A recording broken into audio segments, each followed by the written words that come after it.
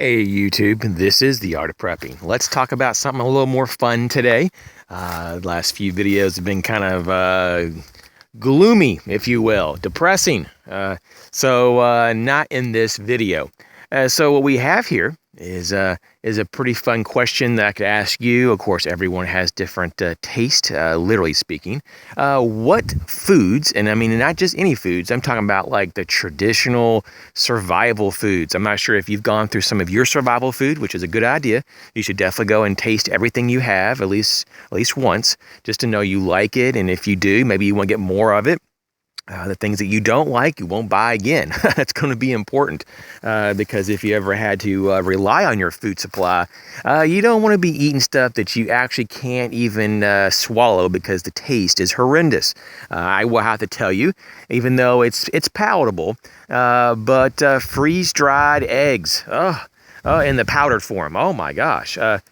Even when I've tried various types of of different brands, I will have to say I come to the conclusion that it is definitely not natural tasting.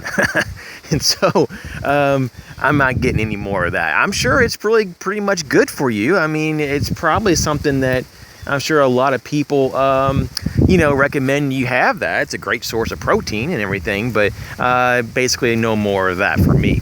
And so what I did was I just opened up a number 10 can of that particular food and just ate on it for a few weeks, In fact, it took a lot more than actually just a few weeks. It took me over a month, really, to be totally honest with you. It's a lot of food, plus it's not the best tasting. You kind of have to mix it with other things, just in my opinion, to really get it down the hatch. But this video is going to be about the things that you really like, the things that you're like, woo. And for me, I'm doing a top 5. You can put as many as you want or as little as you want. I'm just going to tell you my top 5 favorite foods. And because I'm a snacker, let me just be honest. I do eat regular meals, but I'd eat smaller meals. But in between, I do a lot of snacking. And I do fast. I probably have told you that in several videos. I do fast a lot of intermittent fasting, sometimes as much as 16 hours at a time. Sometimes day after day. Sometimes I take a break and I do just maybe like 10 to 12 hour fasting before I do another meal. But anyways, when I do eat, I like to have snacks, in between when I'm not doing the fast. And this is what I come up with. I like the dried banana chips. Now, you have to kind of be mindful of which ones you get because they're not all made very healthy. Some of them use various oils that aren't really that good for you. They oxidize and they cause inflammation, as we've talked about many times. And there's all kind of other crap in a lot of them, artificial stuff.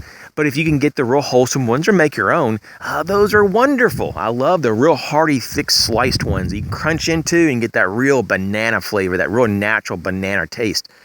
So banana chips, number 1. Number 2, strawberry chips. Sometimes they just call them pieces or whatever, but I like the ones that are just kind of sliced. It's almost like a banana chip, but it's a strawberry chip. And those are actually, I think they're freeze-dried, though, those particular ones. I'm pretty sure they are. They sometimes do come in a dried format or a dehydrated format, but I think the ones that I really like are going to be the freeze-dried. But I've tried both of them, I do believe, if I'm thinking correctly, and I just like the freeze-dried better. So that's number 2, strawberry chips. Number 3, now this is definitely going to have to be freeze-dried. Of course, freeze-dried actually, retains a lot more of the nutrients than dehydrated because it doesn't have the same kind of heat exposure, and therefore the nutrients is more preserved. And so what we have here is going to be blueberries. Blueberries are wonderful in freeze-dried format. Very nutritious. That's number 3. Number 4, I'm going to have to say, and this is kind of a tie with number 5, and I'm just going to do 5, is going to be freeze-dried the sweet green peas. Man, now those things you can crunch on all flipping day. They're really lightweight, almost like air, but they have a good crunch and they actually have quite a bit of nutrients.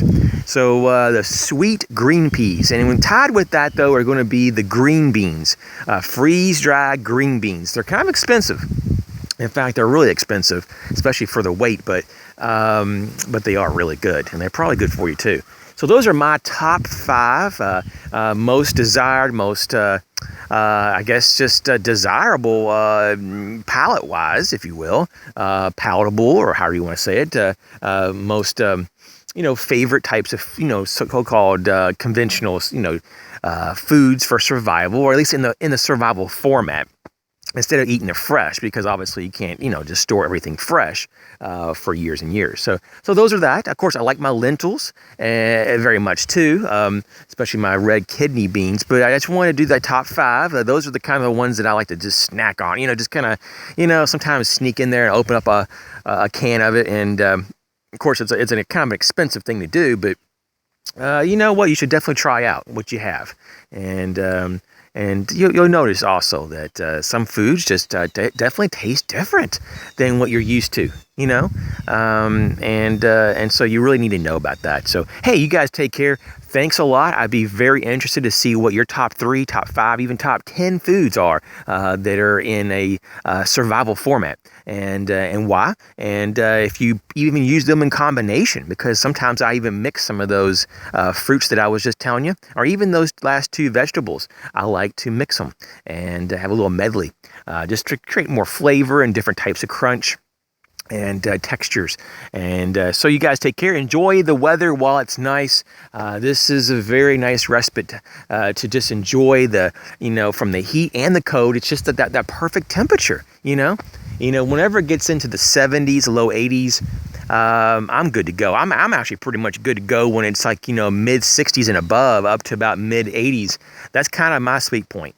As long as the sun isn't just blaring on you and causing you to have a sunburn, I'm all good. So there's some rabbits over here. I'm not sure if you can see this one right here. He's really cool. I'm going to try to zoom in here. I'm not sure if you can see him.